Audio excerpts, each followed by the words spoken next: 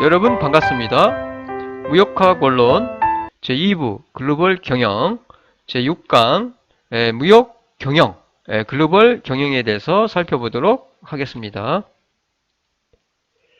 6강의 학습 목표는 기업의 국제화, 글로벌화 과정에 대한 이해, 그리고 다국적 기업, 글로벌 기업에 대한 이해, 그리고 마지막으로 해외 시장 진출 방식에 대한 이해, 진출 방식을 이해하는 것을 학습 목표로 하고 있고요. 순서는 제1절에서는 기업의 글로벌화에 대해서 살펴보고요. 제2절에서는 국제 경영과 국제 기업, 그리고 3절에서는 해외 시장 진출 전략에 대해서 살펴보도록 하겠습니다.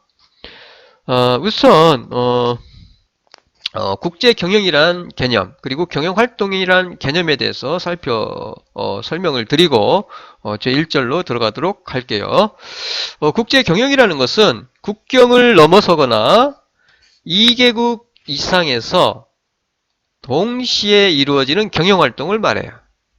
자, 국경을 넘어서 2개국 이상에서 동시에 행하는 경영 활동을 국제 경영이라고 하고요. 자, 그럼 경영 활동이란 무엇이냐라는 거죠.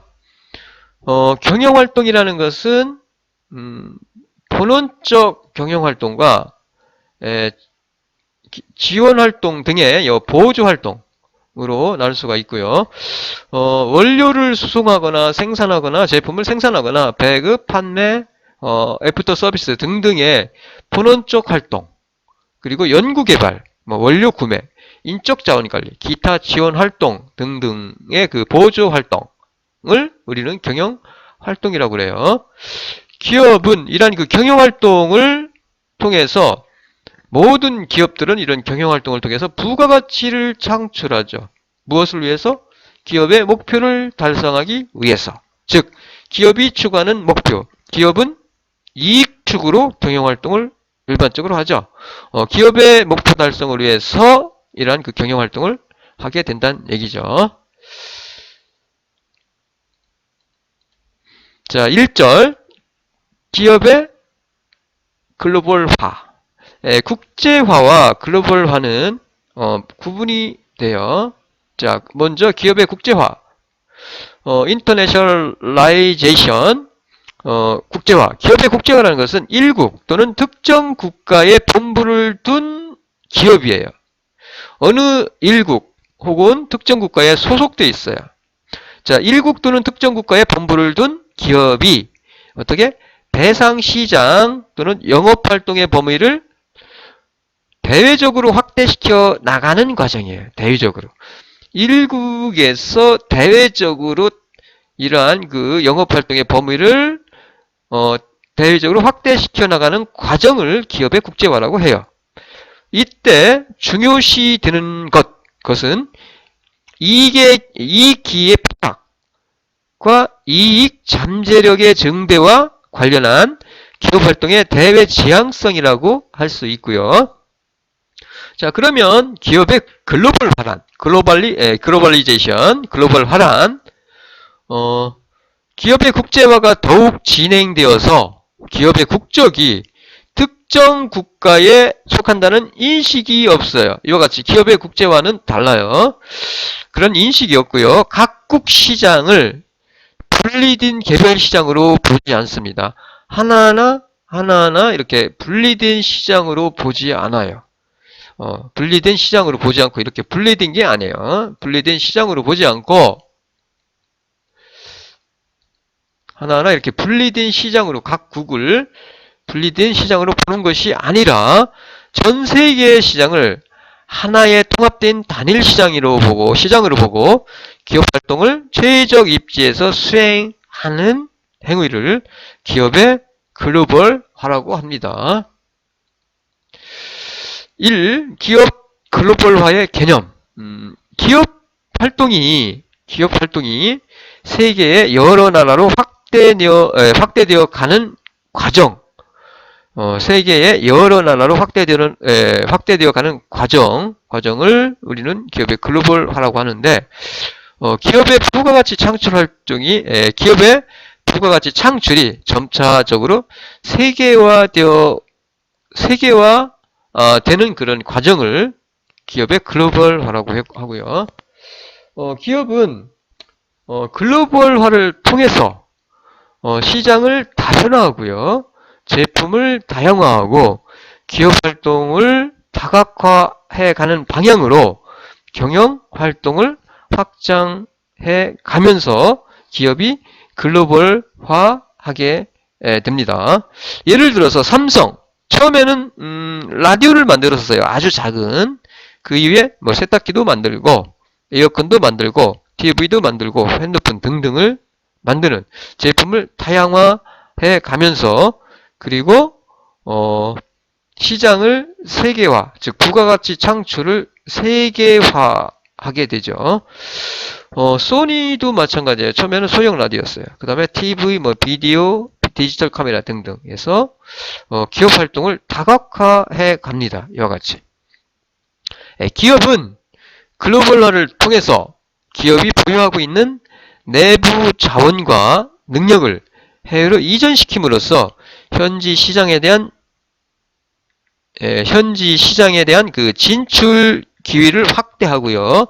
국내에서 뿐만 아니라 해외에서도 기업의 성장 및 발전의 기반을 마련을 할 수 있게 됩니다. 그러면 이어서 이 기업의 글로벌화 동기예요. 기업의 글로벌화 동기. 첫 번째가 방어적 동기. 방어하기 위해서 그런 동기로 글로벌화하는 경우 우선 관세, 비관세 장벽으로부터 기업을 보호하기 위해서 혹은 해외의 현지 생산을 강요받는 경우 자, 우리나라 기업이 중국에 진출을 해요. 그런데 현지 생산을 강요받을 수 있겠죠. 그런 경우 아예 그냥 글로벌로 해버리는 거죠. 혹은 대리인 등과의 어떤 그 관계에 의해서 글로벌 하는 경우가 있어요. 이제 방어적 동기죠. 이거는 능동적인 공격적인 동기가 아니라 방어적 동기죠. 그리고 두 번째는 공격적 동기예요. 기업 글로벌화의 공격적 동기. 자본이나 설비, 인적 자원, 노하우 등을 적극적으로 활용하기 위해서 혹은 자원 및 시장에 관한 기회를 범세계적인 차원에서 활용하기 위해서 혹은 외국의 신기술이나 노하우 등을 취득하기 위해서 공격적으로 기업이 글로벌화해 나가는 거죠. 이어서 3. 기업의 글로벌화 과정. 경제나 기업 경영에서 국경 없는 borderless 혹은 국경을 초월한 transnational 국경 없는 혹은 국경을 초월한 글로벌 세계가 실현되고 있어요. 기업이 성장해 가는 과정, 글로벌화해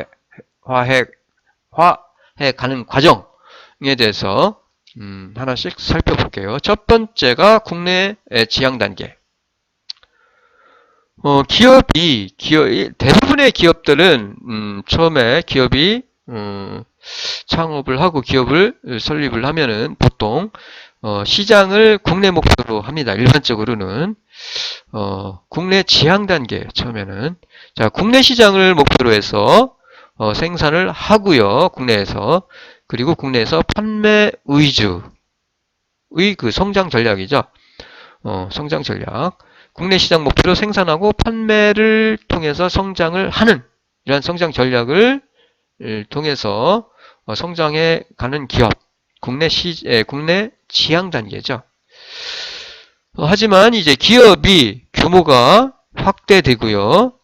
그리고 국내 시장이 한계에 도달하고 그리고 국내의 그 수요가 침체가 되고 경쟁이 심화되면은 이러한 것들을 극복하기 위해서 시장을 찾아서 해외로 시장을 찾게 되죠. 해외로 눈을 돌리게 되죠. 그래서 수출을 하게 됩니다. 이제 국내 시장에 판매를 하던 것을 이제 해외로 수출을 하게 돼요. 수출. 그래서 두 번째 단계가 요 수출 지향 단계예요. 수출 지향 단계. 수출 지향 단계. 그리고 이어서 이제 국내 지향에서 더 성장해서 수출 지향 단계로 이제 한 단계 더 나아갑니다. 세 번째가 현지 지향 단계예요. 자, 현지 지향 단계. 자, 세계의 시장 수요의 그 상대적인 감퇴. 상대적으로 세계의 시장의 그 수요가 떨어져요. 그리고 선진 제국에서는 이 보호무역 장벽, 이런 보호무역 장벽이 존재하는데 그러한 그 무역 장벽에 대응하여 판매뿐만이 아니라 생산 거점까지 해외에 이전하는 이 국제 단계에 있는 그러한 기업들이 바로 현지 지향 단계라고 할 수 있고요.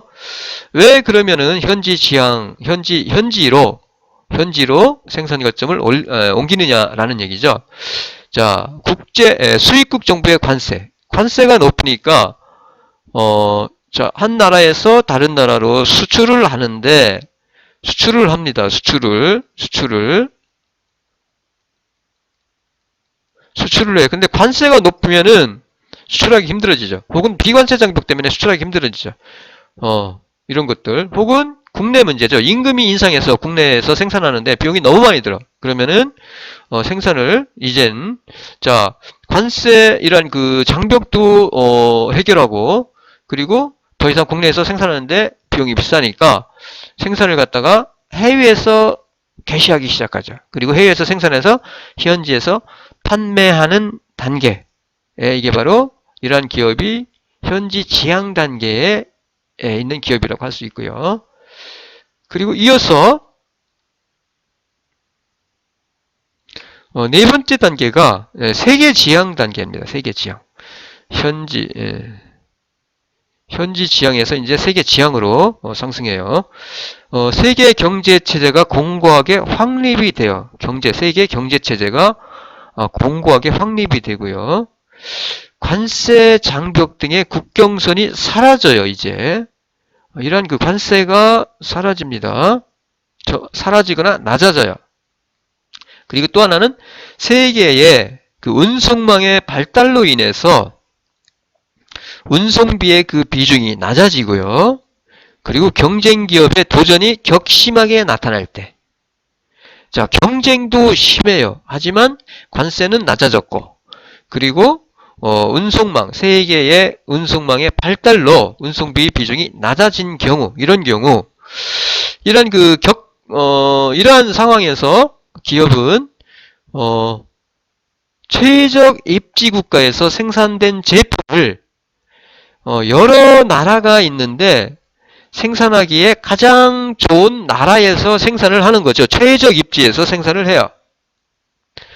최적 입지에서 생산을 합니다. 최적 입지에서. 이 나라가 어디일지는 몰라요. 소속이 없는 거죠. 어디일지는 몰라요. 하지만 최적 입지에서 생산을 합니다. 그리고 이렇게 생산된 제품을 그 나라가 아니라 세계 시장이죠. 세계 시장에서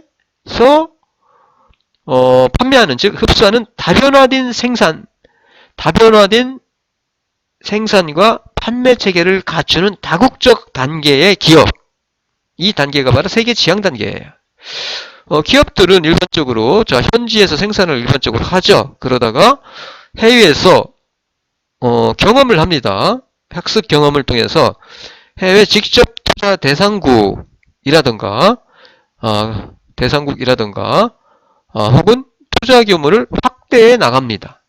자, 투자 대상국도 확대해 가고요. 1국이 아니라 여러 나라로 그 투자 대상국이나 투자 규모도 확대를 해 가면서 이제 본격적으로 해외에서 생산을 하고 해외에서 판매하는 단계가 바로 세계 지향 단계라고 할 수 있겠습니다. 자, 지금 말씀드린 것을 간단하게 그림으로 표시한 것이 바로 요 그림이에요. 자, 1단계, 2단계, 3단계, 4단계로 나눌 수 있죠. 아까 말씀드렸듯이 첫 단계는 그냥 국내 기업이에요. 국내 기업. 국내에서 생산해서 국내에서 판매하는 국내 시장을 목표로. 자, 그런데 이제 국내 시장이 한계에 도달하게 되면은 여러 가지 이유죠. 뭐 경쟁의 심화라든가 비용의 상승이라든가로 인해서 국내 시장에서 생산하기 어려워지죠. 그리고 뭐 관세라든가 이런 것들 또 있겠죠. 그러면 그런 것을 피해서 국내 시장의 한계를 극복하기 위해서 이제 수출을 하게 되죠. 수출. 예, 수출을 하게 되죠. 수출 기업으로 기업이 성장하게 돼요. 해외 지향 기업으로 국내에서 생산해서 이제 어디로? 해외에 판매하는 단계. 국내 생산, 국내 판매가 아니라 이제 국내에서 생산해서 국내도 판매하고 해외도 판매하는 수출 기업으로 자, 국내 시장의 한계 극복이에요. 국내의 시장의 비용 상승이라든가 국내의 수요 감소라든가 혹은 국내에서의 경쟁 격화로 인해서 더 이상 국내에서 생산에서는 비용 면에서 타산이 안 맞는 경우, 이런 경우 수출로 눈을 돌리게 되죠. 이게 바로 수출 기업이고요. 자, 여기에서 또 한 단계 나가요. 여러 가지 이유입니다. 이제 수출을 하게 되면은 자, 수출을 하게 돼요. 내가 여기서 수출을 합니다. 그런데 이제 수입 규제라던가 수입 규제, 뭐 수입 규제는 여러 가지 있을 수 있어요. 여러 가지 방법이 있어요. 뭐 관세를 부과하거나 높은 관세죠. 높은 관세. 혹은 뭐 비관세 장벽도 있어요. 여러 가지 인증제도라던가 뭐 이런 것들을 뭐 복잡하게 하는 거죠. 네, 우리나라가 중국의 화장품을 많이 수출을 해왔는데, 사드 사태가 터지기 이전에는 사실은 엄청나게 수출도 하고 했어요. 중국이, 이 좀 규제를 하기 위해서 그 인증을 아주 까다롭게 하고 있습니다. 1년 이상 걸려요. 새로운 화장품을 갖다 중국에 수출하기 위해서는 그런, 수입 규제라든가 관세로 인한 비용 상승이라든가 관세로 인해서 수출하기 힘들어지죠.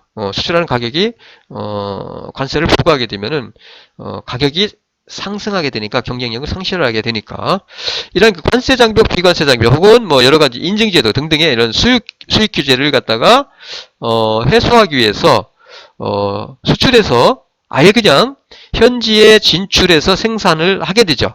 그리고 현지에서 판매를 하는 거죠. 그래서 이 경우가 이 3단계가 현지 지향 기업으로 다국적 기업이죠, 이제. 현지에서 생산해요.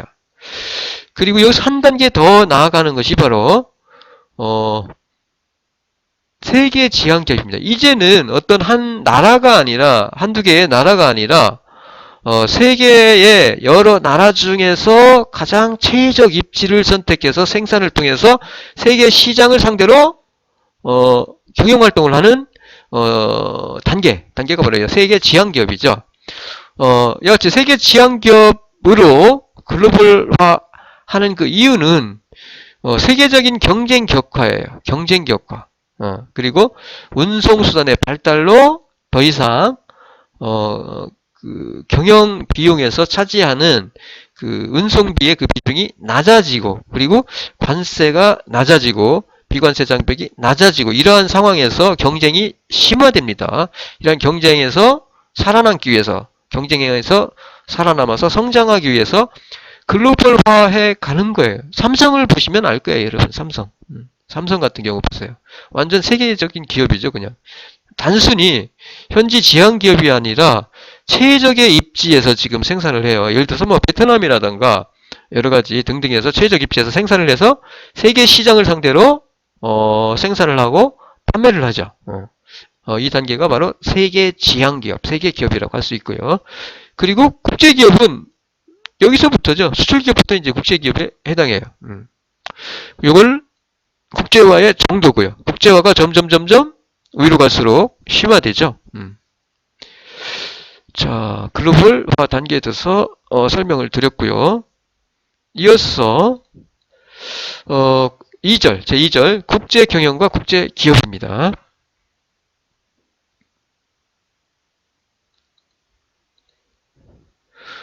제2절 국제 경영과 국제 기업. 일반적으로 국내에서만 경영 활동을 하는 순수한 국내 기업은 존재하지 않습니다. 존재하지 않아요. 외국 기업과 직접적으로 거래 관계가 없는 기업이라고 하더라도 국내 시장에서 외국 기업과 경쟁을 해야 하거나 경쟁할 수도 있죠. 외국 기업과. 적어도 국제적인 경제 환경의 변화에 의해서 수익성이 크게 영향을 받아요. 따라서 순수하게 국내에서만 경영활동을 하는 기업은 없어요. 존재하지 않습니다. 기업들은 일반적으로 국제적인 차원의 그 사업활동 경험이 축적됨에 따라서 앞에서 설명을 드렸듯이 국내 기업에서 수출 기업으로 국내 지향, 수출 지향, 그 다음에 현지 지향, 그 다음에 세계 지향이죠. 그래서 글로벌 기업으로 성장해 나가죠. 수출 기업, 다국적 기업, 글로벌 기업으로 이와 같이 기업은 일반적으로 성장을 해 가요. 자, 우선 그러면 수출 기업 첫 번째 수출 기업은 익스포팅 컴퍼니 수출을 하는 기업이죠. 익스포팅 컴퍼니 수출 기업은 일반적으로 제품을 본국에서 생산을 하죠. 자, 본국에서 생산을 합니다.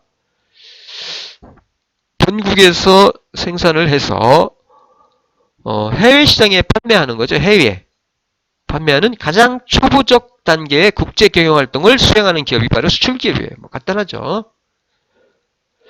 자, 다국적 기업은 뭐 영어로는 이렇게 표시를 합니다. 멀티내셔널 엔터프라이즈 혹은 트랜스내셔널 엔터프라이즈 이렇게 해서 이렇게 줄여서 표시를 하는데 뭐 다국적 기업이라고도 하고 초국 국가를 넘어서서 경영 활동을 하는 기업이니까 초국적이라고도 해요.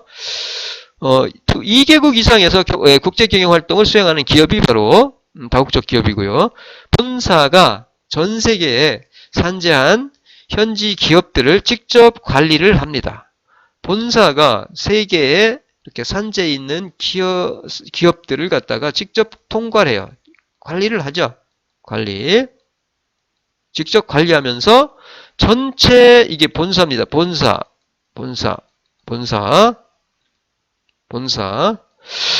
전체 기업 측면에서 세계적인 이익 극대화를 도모를 하는 기업이 바로 다국적 기업이에요. 다국적 기업.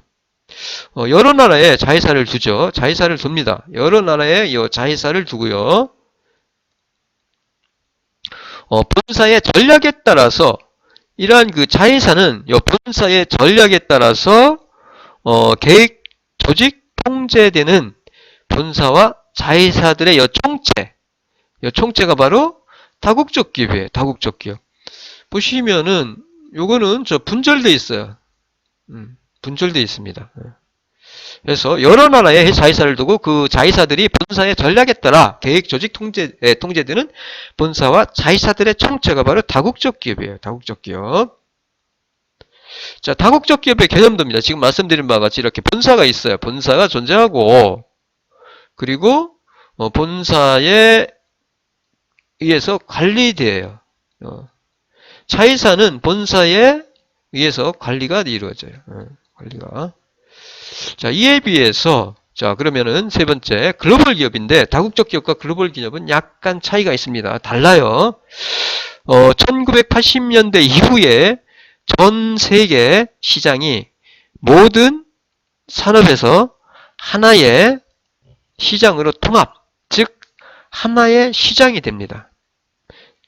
전 세계 시장이 하나의 시장으로 돼요. 경제가 글로벌화하면서 경제의 장벽이 낮아지면서 자, 현지화를 추구하던 기업이나 자, 현지에서 생산해서 현지에서 판매하는 그런 현지화를 추구하던 기업이나 혹은 국제화를 수행하던 기업이나 모두 이 글로벌 기업, 글로벌 컴퍼니를 향해서 그들의 전략 방향을 수정하게 됩니다.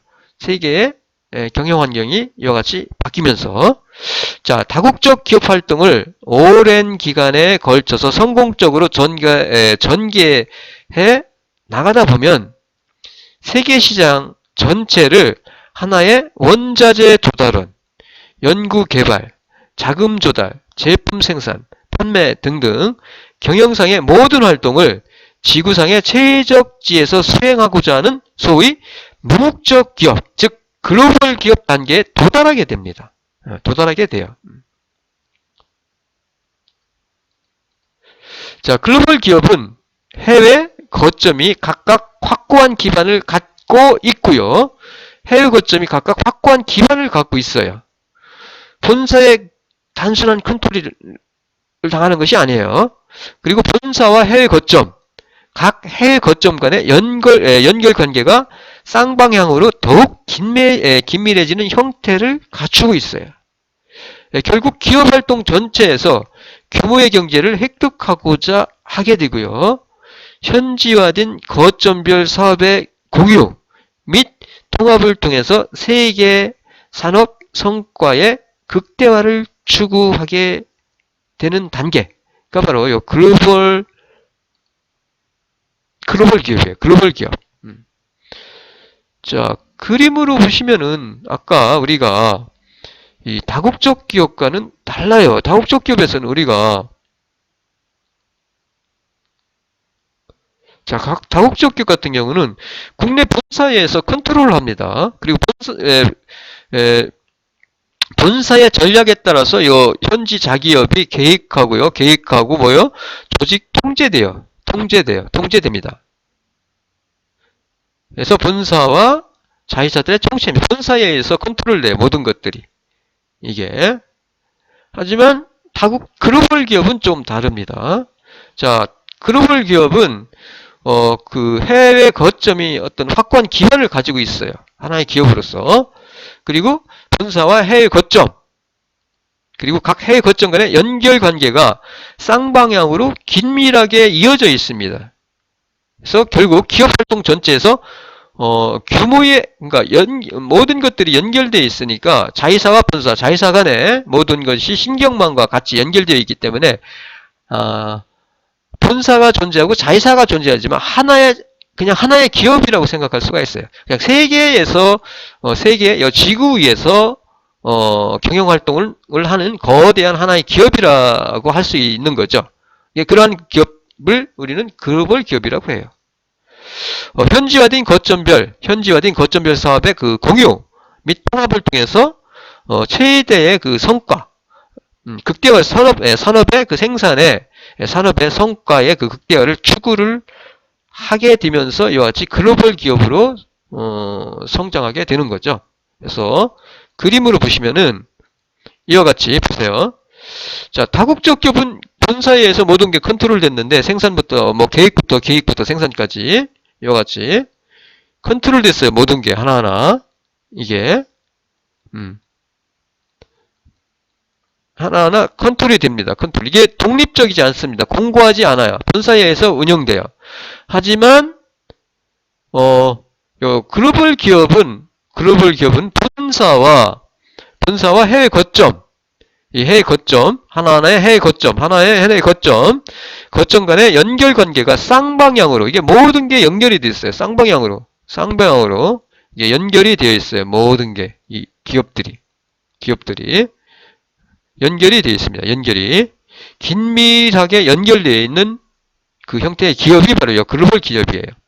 자, 현지화된 거점별 사업의 경우 현지화되어 있습니다. 모든 것들이 독립적으로 사업이 공고히 자리를 잡고 있어요. 그래서 현지화된 거점별 사업의 공유를 하게 돼요. 거점이란 그 전체 본사와 해외 기업 사이에 거점별 사업의 공유나 통합을 통해서 세계의 그 산업 성과를 극대화를 추구하는 기업의 단계가 바로 이 글로벌 기업이라고 할 수가 있어요. 그러니까 어떻게 보면 그냥 하나의 기업이라고 생각하시면 돼요.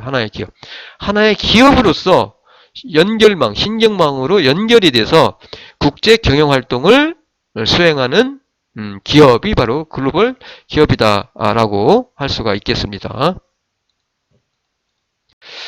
자, 그러면 이 글로벌 기업의 이점인데